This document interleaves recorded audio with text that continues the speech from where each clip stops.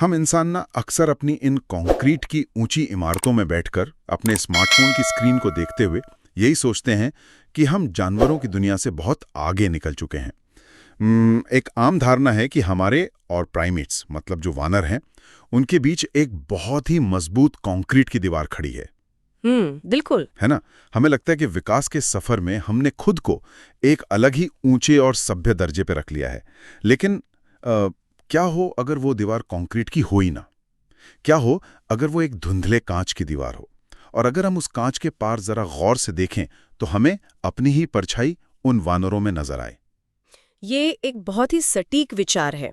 मतलब हम हमेशा ये मानकर चलते हैं कि सभ्यता, भाषा, राजनीति और जो जटिल भावनाएं हैं वो केवल हमारी मानव जाति की जागीर हैं। बिल्कुल। ये सोचना हमारे अहंकार के लिए ना बहुत आरामदायक है कि विकास की सीढ़ी पर हम सबसे ऊपरी और इकलौते पायदान पर हैं। लेकिन विज्ञान इस आरामदायक सोच को लगातार चुनौती दे रहा है। और आज की इस गहन चर्चा में हम ठीक यही करने वाले हैं। आज हमारे पास शोध पत्रों, वैज्ञानिक लेखों और कुल 11 बेहद महत्वपूर्ण स्लाइड्स का एक पूरा सेट है। इन 11 स्लाइड्स के डेटा को हम एक खास नजरिए से अनपैक करेंगे। और इस पूरी चर्चा के लिए हमारी एक गाइडिंग थीम है, या यूं कहें कि एक सीक्रेट पासवर्ड है, वर्ल्ड विवेक। वर्ल्ड विवेक, हाँ जी, वर्ल्ड विवेक यानी दुनिया और विकास को देखने का एक विवेकपूर्ण और तार्किक नजरिया। तो इसी वर्ल्ड विवेक के लेंस से हम एक स्लाइड से दूसरी स्लाइड तक का सफर तय करेंगे और प्राइमेट दिमाग के रहस्यों को सुलझाएंगे। बिल्कुल। और हाँ, जो लोग हमें सुन रहे हैं, अगर ज्ञान की इस गहराई में हमारे साथ गोता लगाना आपको रोमांचक लगे तो इस मंच को लाइक और सब्सक्राइब जरूर करें, ताकि ऐसे ही गहरे विश्लेषण हम आगे भी लाते रहें। तो चलिए बिना किसी देरी के शुरू करते हैं कि हमारी राजनीति, याददाश्त और यहाँ तक कि हमारा गहरा दुख भी वानरों से कितना जुड़ा हुआ है। तो अगर हम अपनी स्रोत सामग्री की शुरुआत करें तो जो पहली और दूसरी स्लाइड है वो हमें ठीक उसी जगह ले जाती है जहां से ये धुंधलापन शुरू होता है। एक साझा शुरुआत। अच्छा। विकासवादी जीव विज्ञान के डेटा को देखें तो कहानी 5 से 7 मिलियन वर्ष पीछे जाती है। उस समय मानव और चिंपैंजी का एक ही पूर्वज हुआ करता था। 5 से 7 मिलियन वर्ष, ये एक बहुत बड़ा समय है। हाँ, और हमारी दूसरी स्लाइड विशेष रूप से आर्डिपिथेकस रेमिडिस के बारे में बताती है। ये करीब 4.4 मिलियन वर्ष पुराना हमारा शुरुआती पूर्वज था, और वहां से लेकर आधुनिक मानव तक के सफर में 4 बहुत ही बुनियादी लेकिन क्रांतिकारी शारीरिक बदलाव हुए। और इन शारीरिक बदलावों को समझना इसलिए भी जरूरी है क्योंकि इन्हीं के कारण हमारे दिमाग को विकसित होने का मौका मिला। बिल्कुल सही। सबसे पहला बदलाव था 2 पैरों पर चलना, जिसे विज्ञान की भाषा में बाइपेटलिज्म कहते हैं। मतलब जब हमारे पूर्वजों ने 4 पैरों की जगह 2 पैरों पर चलना शुरू किया तो उनके हाथ आजाद हो गए, और उन आजाद हाथों से उन्होंने औजार बनाना शुरू किया। एकदम सही। दूसरा बदलाव था हमारे जबड़े और दांतों का छोटा होना, क्योंकि अब हम खाने को पकाने लगे थे या औजारों से काटने लगे थे तो हमें शिकार को फाड़ने के लिए बड़े दांतों की जरूरत ही नहीं रही। हाँ, और जबड़े की मांसपेशियां छोटी होने से खोपड़ी के भीतर एक बहुत बड़ा बदलाव आया। मतलब हमारे मस्तिष्क को फैलने के लिए ज्यादा जगह मिल गई। ये तीसरा बड़ा बदलाव था, एक बड़े और जटिल मस्तिष्क का विकास। और अंततः चौथा बदलाव था जटिल तकनीक और औजारों का निर्माण। ये 4 स्तंभ ही वो नींव हैं जिन पर इंसानी पहचान टिकी है। हाँ। लेकिन दिलचस्प बात यह है कि ये बदलाव केवल हमारे अंदर नहीं हो रहे थे। वानरों की अन्य प्रजातियों ने भी अपने अपने पर्यावरण के हिसाब से अद्भुत क्षमताएं विकसित की। और यही बात मुझे सबसे ज्यादा हैरान करती है। जब हम स्लाइड 3 और उससे जुड़े शोध को देखते हैं तो वानरों की वर्तमान क्षमताएं चौंका देती है। उदाहरण के लिए कैपुचिन बंदरों को ही लीजिए। अरे हाँ, कैपुचिन बंदर ये कोई साधारण बंदर नहीं है जो सिर्फ पेड़ों पर झूलता है। ये बाकायदा औजारों का इस्तेमाल करते हैं। मतलब ये पत्थरों का उपयोग करके अखरोट फोड़ते हैं, दरारों में डंडियां घुसेड़कर कीड़े निकालते हैं, और अगर उनके इलाके में कोई सांप आ जाए तो वे लंबी छड़ी लेकर उसे पीट कर भगा देते हैं। सच में उनका समस्या समाधान का तरीका कमाल का है। बिल्कुल। और उनके पास समस्या समाधान की ऐसी क्षमता है कि उनका IQ स्तर 174 तक मापा गया है। 174? अरे वाह। हाँ, ये इंसानों के बहुत ही उच्च कोटि के बुद्धिमान लोगों के बराबर है। और पता है, ये समानता केवल बुद्धिमत्ता तक सीमित नहीं है, बल्कि हमारी जीव विज्ञान में भी गहराई से रची बसी है। शोध बताता है कि दुनिया के हर इंसान की तरह हर बंदर का भी अपना एक अलग फिंगरप्रिंट होता है। क्या बात कर रहे हैं? अलग फिंगरप्रिंट? हाँ, बिल्कुल। और हमारा और उनका डीएनए लगभग 98% तक एक समान है। आकार और प्रजातियों की विविधता भी अद्भुत है। मतलब दुनिया का सबसे बड़ा बंदर मैंड्रिल 35 किलो तक का होता है। जबकि सबसे छोटा पिग्मी मार्मोसेट सिर्फ 100 ग्राम का होता है, लगभग ताश की गड्डी के बराबर। वाह! और अगर हम इतिहास के पन्नों में इनका योगदान देखें तो इंसान से पहले अंतरिक्ष में जाने वाला पहला प्राइमेट एक बंदर ही था। एल्बर्ट द्वितीय नाम था उसका, जिसे 1949 में अंतरिक्ष में भेजा गया था। सही कहा। हालांकि अगर हम अपने वर्ल्ड विवेक के नजरिए से देखें तो उनके कुछ व्यवहार सच में हमें याद दिलाते हैं कि वे जंगली जीव हैं। मतलब साथी को लुभाने के लिए अपने हाथों पर पेशाब करना और उसे शरीर पर रगड़ लेना। ये तो यकीनन इंसानों की डेटिंग दुनिया से काफी अलग है। बिल्कुल अलग है, पर एक मजेदार समानता भी है। मतलब मनुष्य के अलावा केवल बंदर ही केले छील कर खाते हैं। बस फर्क इतना है कि वे इसे नीचे की तरफ से यानी उल्टा छीलते हैं। जो देखा जाए तो केले छीलने का ज्यादा तार्किक और आसान तरीका है ना, क्योंकि इससे केले के रेशे नहीं निकलते। ये तो है, लेकिन इन सब मजेदार तथ्यों के बीच एक बहुत ही गंभीर सवाल पैदा होता है। अगर हमारा डीएनए 98% तक समान है, अगर वे पत्थरों से औजार बना सकते हैं और उनका आईक्यू इतना अधिक हो सकता है, तो फिर हमारे और उनके बीच इतना बड़ा अंतर कैसे आ गया? ये एक बहुत बड़ा सवाल है। मतलब हम गगनचुंबी इमारतें और आर्टिफिशियल इंटेलिजेंस बना रहे हैं, जबकि वो आज भी जंगल में डंडियों से सांप पीट रहे हैं। आखिर वो कौन सा मोड़ था जहां इंसानी दिमाग ने एक अलग ही रास्ता पकड़ लिया? ये विकासवादी जीव विज्ञान का ना सबसे बड़ा और महत्वपूर्ण सवाल है, और इसका बहुत ही तार्किक वैज्ञानिक जवाब हमें स्लाइड 4 के डेटा में मिलता है। ये संज्ञानात्मक समझौता मैट्रिक्स पर आधारित है। संज्ञानात्मक समझौता मतलब कॉग्निटिव ट्रेड ऑफ? एकदम सही। जापान के क्योटो विश्वविद्यालय के प्रिमेटोलॉजिस्ट तेत्सुरो मात्सुजावा ने ये कॉग्निटिव ट्रेड ऑफ हाइपोथेसिस नाम की एक परिकल्पना दी है। इसे आसान भाषा में समझे तो दिमाग के पास ऊर्जा और खोपड़ी के भीतर जगह सीमित होती है। आप एक ही समय में सब कुछ नहीं पा सकते। अच्छा, तो मतलब ये विकास का वो नियम है जहां कुछ नया पाने के लिए कुछ पुराना खोना पड़ता है। बिल्कुल। मात्सुजावा की शोध के अनुसार इंसानों ने जटिल भाषा, समाज की पदानुक्रमित संरचना जिसे हायरार्की कहते हैं, और व्याकरण को विकसित करने के लिए अपनी फोटोग्राफिक वर्किंग मेमोरी की भारी कीमत चुकाई। इसे साबित कैसे किया गया? इसे साबित करने के लिए अयुमू नाम के एक मशहूर चिंपैंजी पर प्रयोग किया गया। एक टच स्क्रीन पर 1 से 9 तक के नंबर बहुत ही तेजी से चमकते थे। मतलब 1 सेकंड से भी कम समय के लिए? हाँ, 1 सेकंड के बहुत छोटे हिस्से के लिए, और फिर वो नंबर सफेद डिब्बों से छिप जाते थे। अब अयुमू उन डिब्बों को उसी सही क्रम में छू सकता था, और वो भी इंसानों की तुलना में कहीं अधिक गति और सटीकता से। बाप रे! उसकी तात्कालिक स्थानिक स्मृति यानी विजुओस्पेशियल मेमोरी किसी भी इंसान से बहुत ज्यादा बेहतर थी। इंसान उस टेस्ट में बुरी तरह विफल रहे। अगर मैं इसे एक तकनीकी उपमा के जरिए समझाऊं ना, तो ये कुछ ऐसा है जैसे हमने अपने दिमागी कंप्यूटर से एक बहुत ही बेहतरीन ग्राफिक्स कार्ड यानी हमारी विजुअल मेमोरी, जो वर्तमान क्षण को बिल्कुल सटीक रूप से याद रखती थी, उसे निकालकर बाहर फेंक दिया। सही कहा। और उसकी जगह हमने एक बहुत ही उन्नत प्रोसेसर लगा लिया। ये प्रोसेसर व्याकरण बना सकता है, कहानियां गढ़ सकता है और भविष्य की योजनाएं बना सकता है।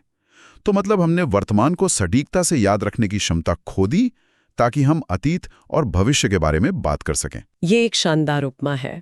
हमने विजुअल मेमोरी की जगह संचार की जटिलता को चुना, क्योंकि भाषा के जरिए हम अपना ज्ञान आने वाली पीढ़ियों को सौंप सकते थे। बिल्कुल। लेकिन यहाँ एक और दिलचस्प मोड़ आता है। स्लाइड 11 हमें छिपी हुई भाषा या साउंड वेव सिंटैक्स के बारे में बताती है। ऐसा नहीं है कि अगर वानरों के पास इंसानों जैसी जटिल भाषा नहीं है तो वे मूक हैं। अच्छा। वोकल सीक्वेंसेस मिले 390 विशिष्ट ध्वनियां। ये तो अपने आप में एक पूरी डिक्शनरी है। बिल्कुल। वे अलग अलग संदर्भों के लिए अलग अलग ध्वनियों को मिलाते हैं, बिल्कुल वैसे ही जैसे हम शब्दों को मिलाकर वाक्य बनाते हैं। जैसे कि कोई उदाहरण? उदाहरण के लिए एक सिंगल ग्रंट का इस्तेमाल वे तब करते हैं जब उन्हें खाना मिलता है, ये बताने के लिए कि यहाँ भोजन है। एक पेंटेड ग्रंट का मतलब एक तरह का विनम्र अभिवादन है जो पदानुक्रम में अपने से ऊपर वाले को दिया जाता है। और हुस नाम की ध्वनि का उपयोग वे अजनबियों को धमकी देने या अपने दोस्तों का दूर से अभिवादन करने के लिए करते हैं। ये एक बहुत ही जटिल संचार प्रणाली है। लेकिन अगर वे इस तरह के ध्वनि वाक्य बना रहे हैं और उनकी वर्किंग मेमोरी भी हमसे तेज है, तो मात्सुजावा की वो ट्रेड ऑफ या समझौते वाली थ्योरी कितनी पुख्ता है?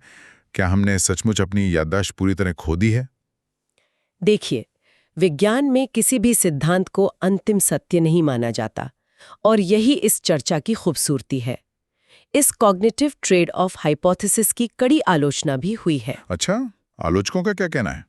आलोचक ये तर्क देते हैं कि इंसान का मस्तिष्क चिंपैंजी से आकार में 3 गुना बड़ा होता है। हमारे सेरेब्रल कॉर्टेक्स में उनसे 2 गुनी कोशिकाएं हैं, तो ये संभव है कि हमारे पास दोनों के लिए जगह हो। कुछ अन्य शोधकर्ताओं ने ये प्रयोग किया कि अगर इंसानों को अयुमू चिंपैंजी की तरह ही महीनों तक स्क्रीन पर नंबर याद करने की गहन ट्रेनिंग दी जाए, तो इंसान भी 210 मिलीसेकंड की देरी वाले मेमोरी टेस्ट में चिंपैंजी की बराबरी कर सकते हैं। अरे वाह! तो इसका मतलब ये हुआ कि ये सिर्फ हार्डवेयर यानी दिमाग की बनावट का खेल नहीं है, बल्कि सॉफ्टवेयर और पर्यावरण का भी खेल है। बिल्कुल। मतलब हमने अपनी याददाश्त खोई नहीं है, बल्कि हमारे आधुनिक समाज में हमें 1 सेकंड के 10वें हिस्से में नंबर याद रखने की जरूरत ही नहीं पड़ती, इसलिए हम उस क्षमता का अभ्यास नहीं करते। एकदम सही। हमारा दिमाग न्यूरोप्लास्टिसिटी के सिद्धांत पर काम करता है। जो चीज हम इस्तेमाल नहीं करते, दिमाग उसके न्यूरल कनेक्शंस कमजोर कर देता है। तो ये बात साफ है कि भाषा और बुद्धिमत्ता का विकास केवल एक जैविक घटना नहीं थी, बल्कि यह हमारी सामाजिक जरूरतों के हिसाब से ढली। हाँ। लेकिन इस बुद्धिमत्ता का सबसे ज्यादा उपयोग कहाँ होता है? क्या शिकार करने में? नहीं, इसका सबसे गहरा और जटिल उपयोग समाज के भीतर होता है, सत्ता हासिल करने में। और यहाँ हमारी ये वर्ल्ड विवेक यात्रा एक बहुत ही डार्क लेकिन यथार्थवादी मोड़ लेती है। स्रोत सामग्री की अगली कुछ स्लाइड्स यानी स्लाइड 8, 9 और 10 हमें दिखाती हैं कि कैसे राजनीति और समाज के अंधे नियम सिर्फ इंसानों तक सीमित नहीं है। हाँ, और यहाँ मशहूर प्राइमेटोलॉजिस्ट फ्रांस डी वॉल का शोध सामने आता है, जिसे मैकियावेलियन बुद्धिमत्ता कहा जाता है। निकोलो मैकियावेली, वो इतालवी दार्शनिक जिन्हें छल और सत्ता की राजनीति के लिए जाना जाता है। बिल्कुल। डिवॉल की थ्योरी का मानना है कि प्राइमेट्स में इतने बड़े और जटिल दिमाग का विकास सिर्फ पत्थर से औजार बनाने या खाना खोजने के लिए नहीं हुआ। असल चुनौती पर्यावरण से लड़ना नहीं था, बल्कि अपने ही समूह के भीतर राजनीति करना था। मतलब बुद्धिमत्ता का विकास सिर्फ पेट भरने के लिए नहीं, बल्कि समूह का बॉस बनने के लिए हुआ। एकदम सही। और इस मैकियावेलियन बुद्धिमत्ता के 4 मुख्य स्तंभ हैं। कौन कौन से?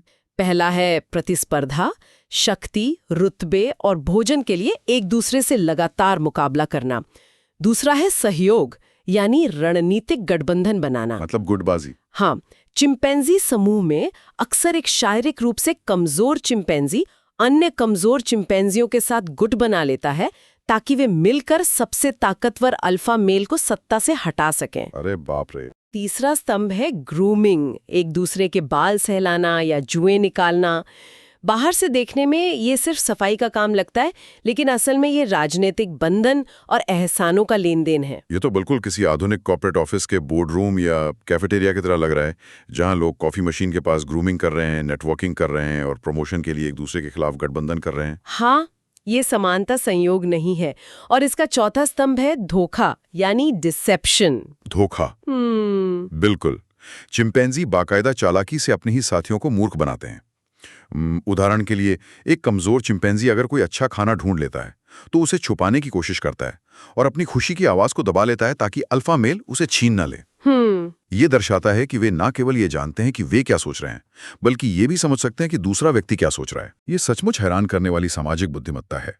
लेकिन सामाजिक होने का एक और पहलू है जो हमेशा इतना तार्किक या स्मार्ट नहीं होता। आप किस बारे में बात कर रहे हैं? अंधी परंपराओं का पालन करना।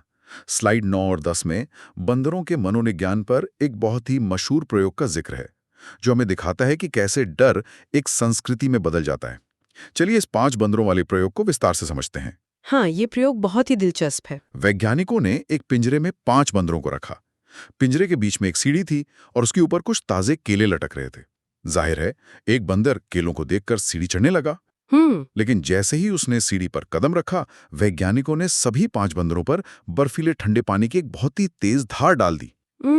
वो ठंडा पानी उनके लिए अचानक आए प्राकृतिक खतरे या सदमे जैसा था। बिल्कुल।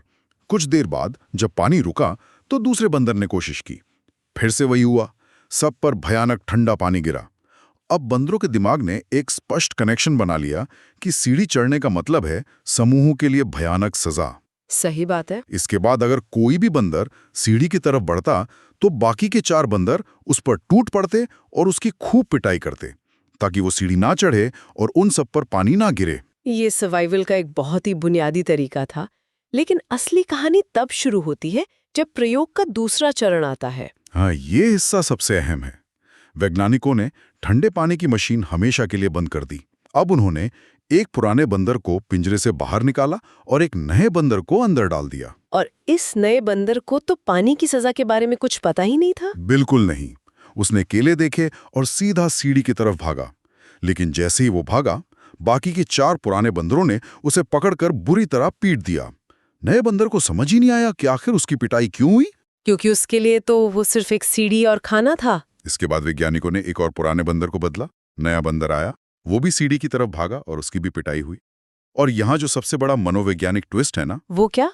जो पहला नया बंदर आया था जिसने कभी ठंडा पानी नहीं देखा था, वो भी इस दूसरे नए बंदर की पिटाई करने में सबसे आगे था। अरे वाह! धीरे धीरे वैज्ञानिकों ने सारे पुराने बंदर बदल दिए। पिंजरे में अब 5 ऐसे बंदर थे जिन पर कभी ठंडा पानी नहीं गिरा था। लेकिन फिर भी अगर कोई नया बंदर सीढ़ी चढ़ने की कोशिश करता तो वे सब मिलकर उसे पीटते। मतलब उन्हें नहीं पता था कि वो क्यों पीट रहे हैं, लेकिन उनका अवचेतन रवैया था, यहाँ ऐसा ही होता है। एकदम सही। यहाँ ऐसा ही होता है। यह वाक्य दुनिया भर की कई संस्कृतियों और समाजों की अंधी परंपराओं की नींव है। यह प्रयोग हमें यह समझाता है कि समूह के भीतर नियम कैसे बनते हैं और कैसे पीढ़ियों तक चलते हैं, भले ही उस नियम का असली कारण सालों पहले खत्म हो चुका हो। लेकिन यहाँ मैं एक तर्क रखना चाहूँगा। मतलब क्या हम इस व्यवहार को वास्तव में बुद्धिमत्ता कह सकते हैं? क्योंकि देखा जाए तो यहाँ क्रिटिकल थिंकिंग या आलोचनात्मक सोच तो पूरी तरह से अनुपस्थित है।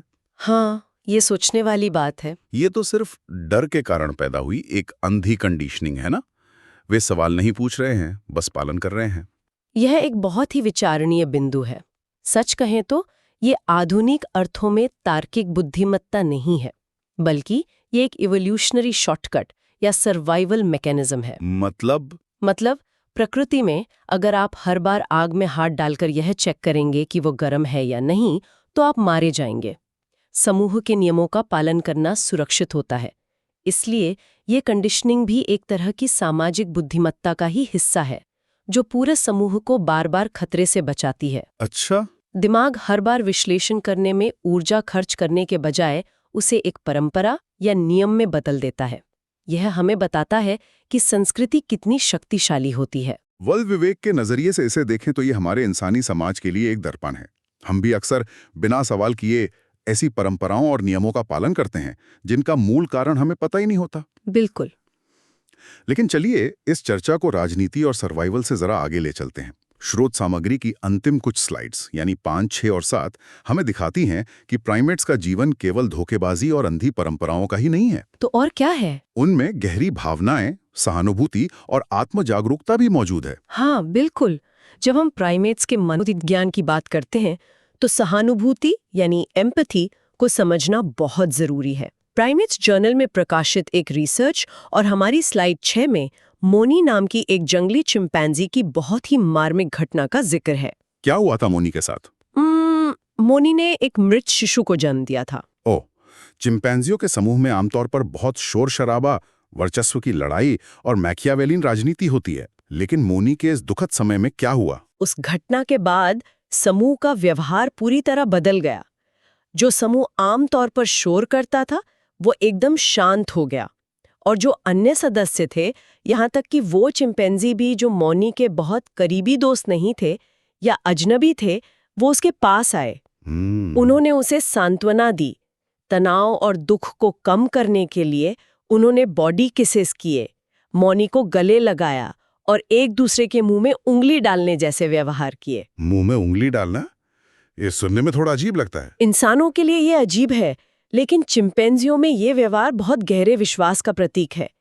ये आमतौर पर बड़े सदमे के बाद या लड़ाई के बाद सुलह करने के लिए होता है। अच्छा। इसे विज्ञान की भाषा में कॉन्सोलेशन नेटवर्क कहा जाता है।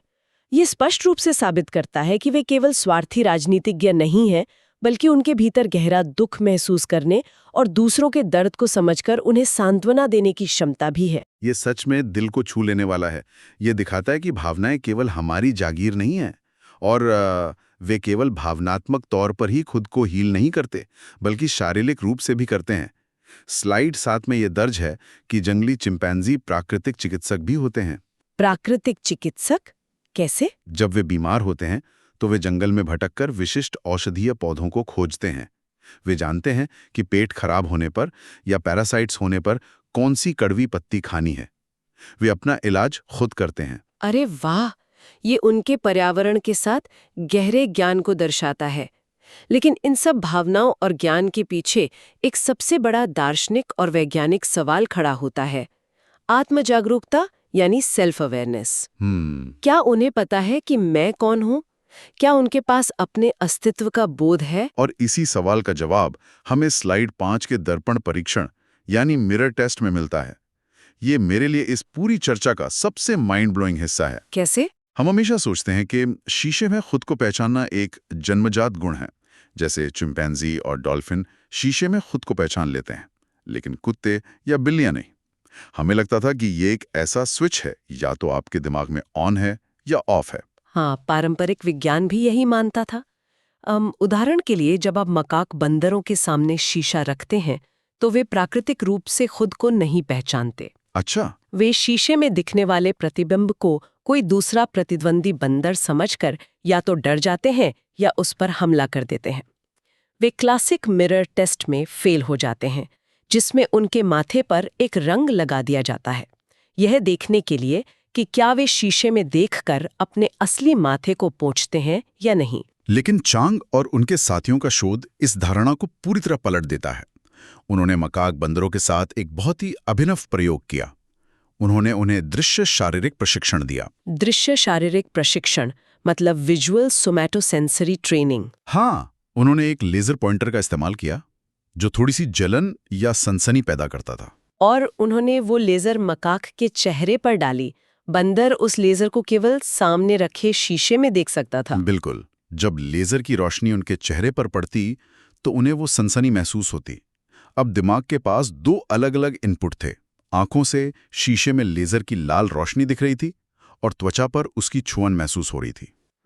जब बंदरों ने शीशे में देखकर अपने चेहरे पर उस लाल बिंदु को छुआ तो उन्हें इनाम दिया गया। और ऐसा बार बार करने से क्या हुआ? इस लगातार प्रशिक्षण ने उनके दिमाग की वायरिंग को बदल दिया। इसे विज्ञान में मल्टी मॉडल इंटीग्रेशन कहते हैं। जो मकाक पहले शीशे में खुद को नहीं पहचानते थे, इस ट्रेनिंग के बाद वे न केवल उस क्लासिक मार्क टेस्ट को पास कर गए, बल्कि वे अपनी मर्जी से शीशे का इस्तेमाल करने लगे। सच में? अपनी मर्जी से? हाँ, वे शीशे के सामने खड़े होकर अपने उन अंगों की जांच करने लगे, जैसे कि उनके शरीर का पिछला हिस्सा या मुंह के अंदर का हिस्सा, जिन्हें वे सीधे अपनी आंखों से नहीं देख सकते थे। ये तो कमाल है। इसका सीधा मतलब ये है कि आत्म जागरूकता कोई ईश्वरीय वरदान या कोई जादुई स्पार्क नहीं है जो अचानक से टपक पड़ा हो। ये एक कौशल या स्किल है जिसे सिखाया जा सकता है। एकदम सही। जब हमारे छूने की क्षमता और देखने की क्षमता एक साथ जुड़ते हैं तो दिमाग स्वयं की एक छवि बनाता है। इसी रिसर्च में रबर हैंड इल्यूजन का भी जिक्र है। वो क्या है? अगर कोई व्यक्ति एक रबर के हाथ को मेज पर देखे और कोई उस रबर के हाथ को और व्यक्ति के असली जो कि छिपा हुआ है हाथ को एक ही समय पर एक ही तरीके से छुए, तो इंसान का दिमाग कुछ ही देर में उस रबर के हाथ को अपना असली हाथ मान लेता है। अरे बाप रे! यह दिखाता है कि मैं की भावना कितनी लचीली है। यह हमें बताता है कि अगर सही वातावरण, सही प्रोत्साहन और सही ट्रेनिंग दी जाए तो दिमाग की दबी हुई या अव्यक्त क्षमताएं बाहर आ सकती हैं, चाहे वो मकाक बंदर का दिमाग हो या इंसान का। तो आज की इस गहन चर्चा को समेटते हुए हम कह सकते हैं कि वर्ल्ड विवेक के नजरिए ने आज कई दीवारें गिरा दी हैं।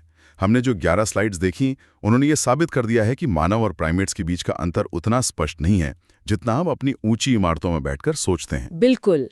हमारी जटिल भाषा का आधार उनकी 390 विशिष्ट ध्वनियों के अनुक्रम में कहीं छिपा है। हमारे कॉरपोरेट ऑफिस की राजनीति और सत्ता का खेल उनकी मैकियावेलियन बुद्धिमत्ता का ही एक रूप है। हमारे समाज की अंधी परंपराएं उस 5 बंदरों के पिंजरे के प्रयोग से बहुत अलग नहीं है, और हमारी गहरी सहानुभूति मौनी चिंपैंजी के कंसोलेशन नेटवर्क जैसी ही गहराई रखती है। ये सब विकास के उसी एक विशाल पेड़ की अलग-अलग शाखाएं हैं। सही कहा, हम एक दूसरे से अलग नहीं बल्कि एक ही निरंतरता का हिस्सा हैं।